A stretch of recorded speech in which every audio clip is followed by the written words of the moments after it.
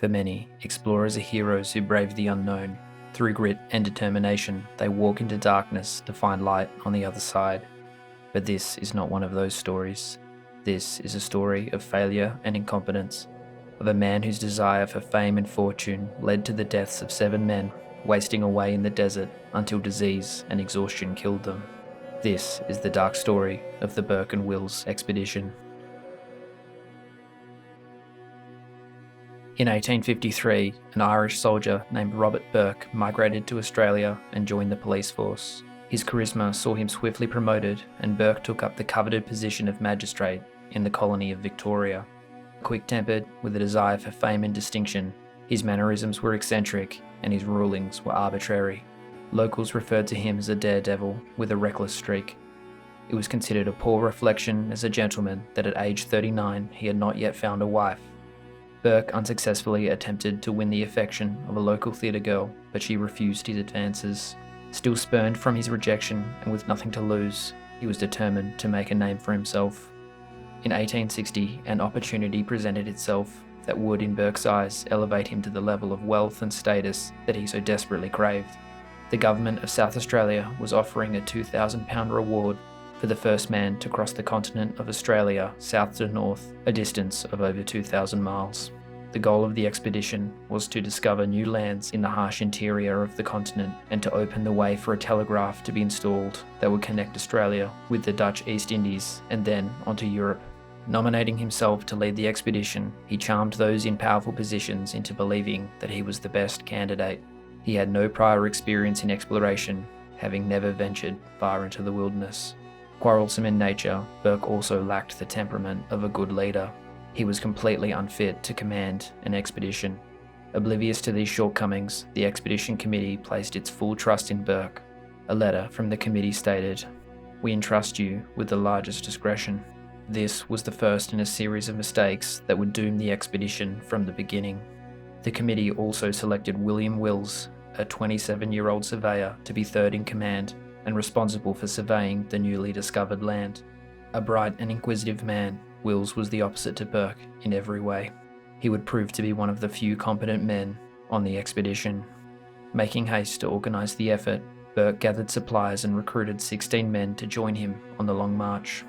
The expedition carried with it a large amount of equipment, including unnecessary and cumbersome items such as a solid oak table and a Chinese gong, packed onto lumbering wagons. The expedition left the city of Melbourne in the colony of Victoria on August 20, 1860. Their goal was to reach the Gulf of Carpentaria in the tropical north of Australia. The party's progress was incredibly slow, travelling only 3 miles on the first day. After 2 months, the expedition had only travelled a few hundred miles through relatively flat and inhabited country. Frustrated by the slow progress and Burke's routine berating their perceived misbehaviour, the men were demoralised further. Rather than trying to boost the morale of his party, Burke fired 13 of the expedition's men and rehired 8 unskilled labourers from towns as he passed through them. In the town of Kinchega in western New South Wales, the expedition's second-in-command and their only surgeon resigned in disgust after arguing with Burke over his lack of care for the camels. The expedition was starting to fall apart. To make matters worse, Burke discovered that another expedition, led by the explorer John Stewart, had departed from Adelaide in South Australia, hoping to cross the continent first. This news devastated Burke, as Stewart was a well-regarded and efficient explorer. His own party was only managing a speed of 2 miles per hour. Stewart would surely beat him in the race to cross the continent. Acting on this, Burke decided to split the group, taking the strongest horses and 7 of the fittest men to a place called Cooper's Creek, the farthest limit of northern expansion by Europeans. Upon reaching the creek, the plan was to camp for several months to wait for the rest of the expedition to catch up and for the weather to cool before continuing their journey. With the threat of victory being snatched away from him, Burke grew impatient and after only 1 week decided to split the party again. Burke and Wills, along with 2 other men, Gray and King, continued north on December 16, the height of summer in Australia, leaving 4 men under the command of William Bray at the Cooper's Creek campsite. Burke's inexperience caused him to overestimate his abilities and underestimate how long the journey would take to reach the northern coast and return. The men left behind were instructed to wait for 3 months, and if Burke did not return, leave for the south. Wills secretly instructed the Bray party to wait 4 months instead, as he had determined that Burke had incorrectly interpreted the maps. Burke and Wills encountered temperatures exceeding a scorching 120 Fahrenheit or 50 degrees Celsius in the shade. Travelling through the oppressive heat in conditions that we can scarcely imagine, the party moved north across the desert. After several exhausting weeks, the party reached a mangrove swamp that blocked their path forward. This was the Flinders River Delta, a vast and tropical wetland that was difficult to traverse. They could taste the salty water of the ocean and could see the tide rising and falling within the swamp. But as hard as they tried, they found the route impassable. They were only a few dozen miles from their coast, their final destination. But 15 miles into the swampland, they were forced to turn back. The agony of this decision must have weighed heavily on Burke, but he knew that time and their rations were running out. It had taken them 2 months to reach this far, and the men had consumed over 2/3 of their food. Having not waited for fall as originally planned, their situation compounded as the monsoon season had begun. Even after leaving the swamp, the men began to struggle in the muddy terrain, further slowing their progress. Several camels began to falter and had to be shot, but their emaciated corpses proved slim fare for the men. As time wore on, they began to abandon their equipment as the pack animals fell, and on April 10, their last horse, Billy, was shot and eaten. Soon after, both Burke and Gray came down with dysentery. The ill-tempered Burke believed that Gray was faking the illness, and when he caught Gray sneaking food from one of his packs, he beat the man severely. By April 8, Gray could barely walk, and on April 17, he died. Little is known of the nature of Gray's death, but it's believed that Burke had severely wounded the man, who was already weak from illness. The 3 remaining men buried Gray in a shallow, unmarked grave and continued south. After another 2 weeks of travelling, the men finally stumbled back to Cooper's Creek. The camp was deserted. With no way of knowing how close the men were, the Bray party had left without them. Only hours earlier, the campfire was still smouldering. The men collapsed to their knees and wept. After some time, the men spotted a tree with markings on it. Engraved into the trunk was that day's date and the word dig. Excavating the ground near the tree, they found a small cache of supplies and a letter addressed to the men. It explained that the Bray party could no longer wait. Scurvy had set in amongst the men. Although only a few hours behind, the Burke party knew that in their deteriorated state of health, they would be unable to catch up. Realising the severity of the situation, Burke, Wills and King changed course, setting off for a distant cattle station in South Australia, 150 miles southwest, the closest point of civilization. Before departing, Burke wrote a letter detailing their destination, burying it in the same place that the supplies had been. They did not leave any new engravings on the tree to indicate that they had ever returned to Cooper's Creek. This would prove to be another fatal mistake. As Burke, Wills and King struggled through the desert, they followed the river downstream to the southwest. Their speed was slow, managing only 5 miles per day. After their last camel became stranded in the river, they shot and killed it. Now, with no pack animals, the men could no longer carry enough water for them to leave the river and complete their overland journey through the desert. Suffering from malnutrition, the men encountered native people who offered them roots and plants in exchange for some sugar. But unknown to the men, one of the plants was sapping their body of strength.